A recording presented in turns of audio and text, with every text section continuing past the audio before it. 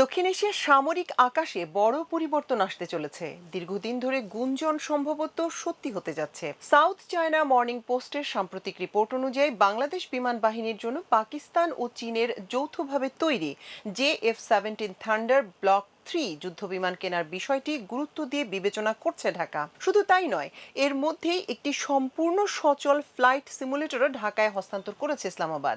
এই বিষয়টি ইঙ্গিত দেয় সত্যি সম্ভবত ঘটতে চলেছে সেই অভাবনীয় ঘটনা।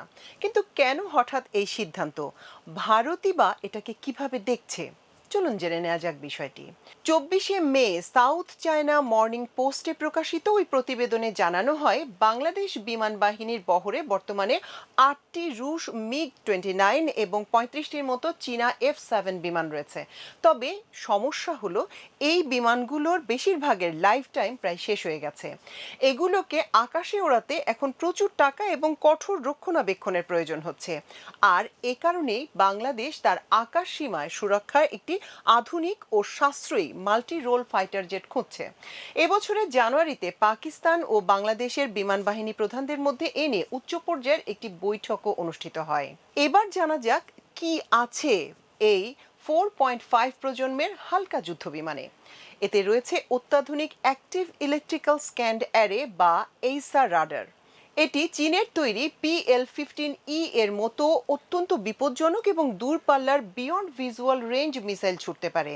ক্লিমভ ইঞ্জিনের সাহায্যে এই বিমানটি শব্দের চেয়ে দ্রুত গতিতে প্রায় ম্যাক 1.8 গতিতে উঠতে পারে। সাধারণ জ্বালানিতে এর কমব্যাট রেডিয়াস 900 কিলোমিটার হলেও এক্সটার্নাল ট্যাঙ্কের মাধ্যমে এটি 1700 কিলোমিটারেরও বেশি দূরের লক্ষ্যবস্তুতে আঘাত হানতে সক্ষম। সবচেয়ে বড় কথা হলো, পশ্চিমা যে কোনো ফাইটার জেটের তুলনায় এর দাম অনেক কম। প্রতি ইউনিটের খরচ 25 থেকে 35 মিলিয়ন ডলারের মধ্যে। রিপোর্ট অনুযায়ী বাংলাদেশ শুরুতে 16 থেকে 32টি বিমান কেনার কথা ভাবছে, যা পরবর্তীতে 48টি পর্যন্ত হতে পারে। বাংলাদেশের এই সম্ভাব্য সামরিক পদক্ষেপ নয়াদিল্লির নীতি নির্ধারকদের কপালে চিন্তার ভাঁজ ফেলেছে। প্রতিরক্ষা বিশ্লেষকদের মতে, বাংলাদেশ যদি এই আধুনিক বিমান পায়, তবে ভারতের উত্তর পূর্ব সীমান্তের কৌশলগত সমীকরণে একটি নতুন সামরিক মাত্রা যোগ হবে। ভারত সরকার এখনো কোনো আনুষ্ঠানিক বিবৃতি না দিলেও দিল্লির বিশেষজ্ঞরা এটিকে দক্ষিণ এশিয়ায় চীন ও পাকিস্তানের যৌথ প্রতিরক্ষা বিস্তারের অংশ হিসেবেই দেখছে। কারণ পাকিস্তান এরই মধ্যে এই বিমান মিয়ানমার ও নাইজেরিয়ার কাছে বিক্রি করেছে। আরও অন্তত 11টি দেশ পাকিস্তানের কাছ থেকে এই যুদ্ধ বিমান কেনার আলোচনা চালিয়ে যাচ্ছে। তবে মনে রাখতে হবে, ঢাকা এখনও এই ক্রয়ের বিষয়ে কোনো চূড়ান্ত চুক্তি সই করেনি। সিমুলেটর হস্তান্তরের মানে হলো, এখন আমাদের পাইলট ও ইঞ্জিনিয়াররা এর কারিগরি দিকগুলো কঠোরভাবে মূল্যায়ন করছেন।